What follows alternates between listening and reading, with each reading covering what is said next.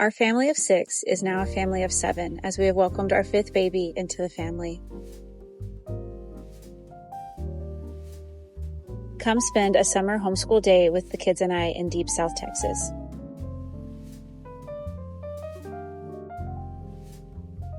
I will be the first to admit that I was absolutely terrified, but equally overjoyed at the thought of having a 5th child.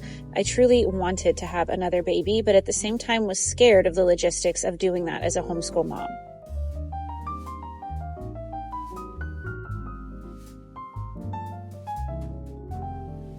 I feel like I'm teaching a little bit of everything for a little bit of every grade, if you will, at this point. I have a child who's about to go into junior high, and my youngest is starting pre-K.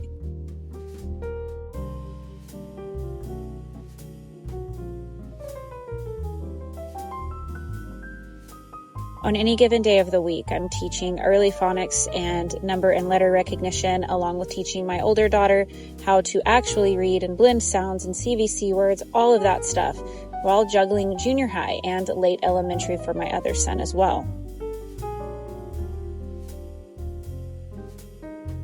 It's a lot on any given day, and a lot of the videos you see on social media about 2 hours and you finish your school day, that's just not the case for us. I try to get our school done in a quick way and not make it take up all day, but when you're juggling this many grades, it's just not always possible to get things done in a record-breaking time.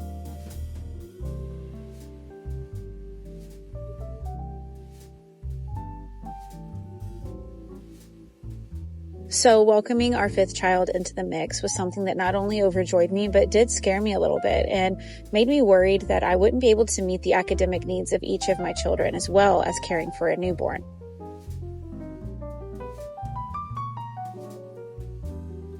I took the entire first month off after having my son. I wanted the family to just have time to slow down, connect, get to know the baby, give the baby time to acclimate into the family as well, and to also give my heart, mind, soul, and body time to adjust to this big change.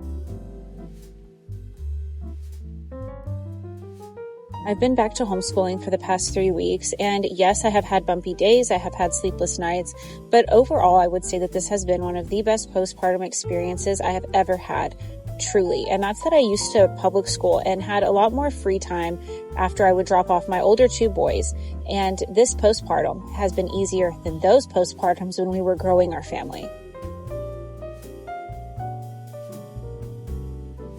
I truly believe it's easier for the simple fact being that I am all in on motherhood, and homeschooling has allowed us to have such time freedom that I have been able to really listen to my body's needs. I'm not being ran by the school district's clock. I'm not constantly hustling and bustling, having to get up incredibly early after being up all night with a newborn. I'm not having to rush breastfeeds that lead to puking babies in the car because you didn't give them time to digest. It was chaotic when we public schooled, and now that we homeschool, this is my first true postpartum because I did start homeschooling with a young baby, but not a newborn. So we've been homeschooling for 4 years now, and this is the first time I've had a true newborn during homeschool, and it is truly a game changer. I just said truly so much, but it is a game changer to be homeschooling and postpartum versus public schooling. Having done both, I 10 times out of 10 will pick homeschooling over public schooling in that regard.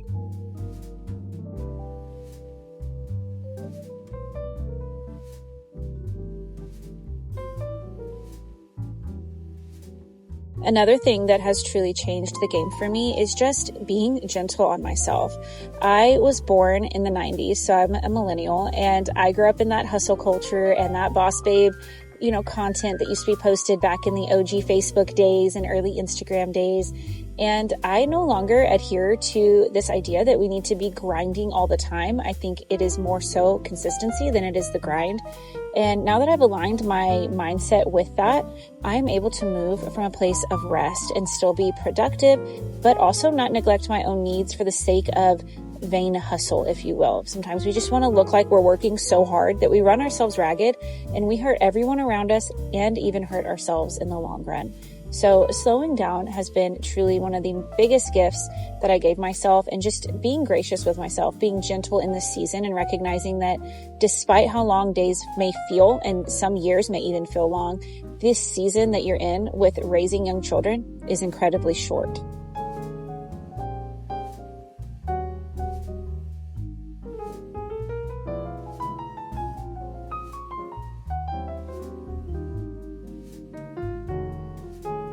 We do homeschool year round, but not in the way that most people do, where it takes them the entire calendar year to finish a school grade.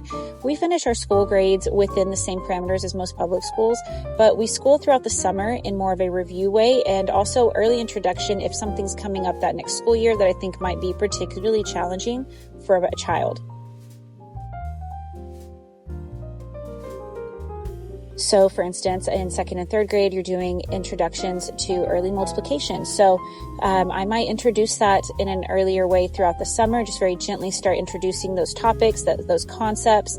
If they've just finished learning those topics and concepts, I will review those through the summer, as they are foundational, very important, and not something that should be rushed. So I like to really pour concrete over everything we've learned throughout that school year during the summers.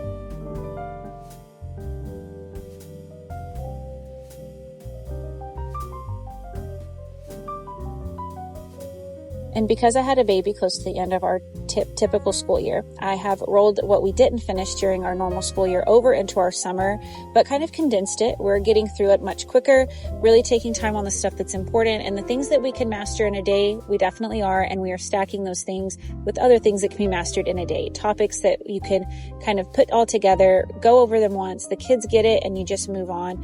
And it's really helped us kind of wrap up our homeschool year without feeling behind, which this alone has been such a blessing postpartum, because there's one thing about my postpartum mind, and it's that if it can overthink things, it will. So not having to be worried about falling behind academically has been truly such a gift.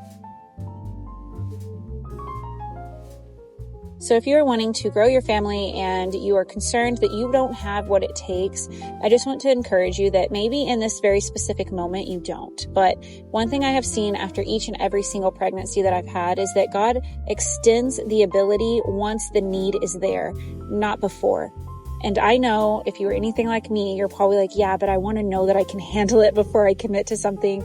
I just want to encourage you to just really cling to that, and let my life, if nothing else, be testament to you that that is exactly how it is. You will have what you need when you need it, and not before. That is just how the Lord works. And if the Lord can stretch me to be able to handle what is on my plate, I am very confident that He can stretch you, because I am nothing special. I am just a normal, regular stay-at-home mom who homeschools her kids and is honestly not even that great of a vlogger. I did terrible at these angles. So if you are still watching, thank you for watching this far. I really hope to be posting more of these, just sharing my thoughts, not getting overly into the angles and the lighting and all of the things that go into YouTube, but just sharing my thoughts, sharing what's working in our homeschool, what's not working, what we're changing, takeaways from life, takeaways from motherhood, recipes, just all the things. So if that interests you, I hope you stick around. Let me know in the comments where you're watching from. I would love to get to know you. And again, you guys, thank y'all so much for watching this video. I'll see y'all in the next one. Bye.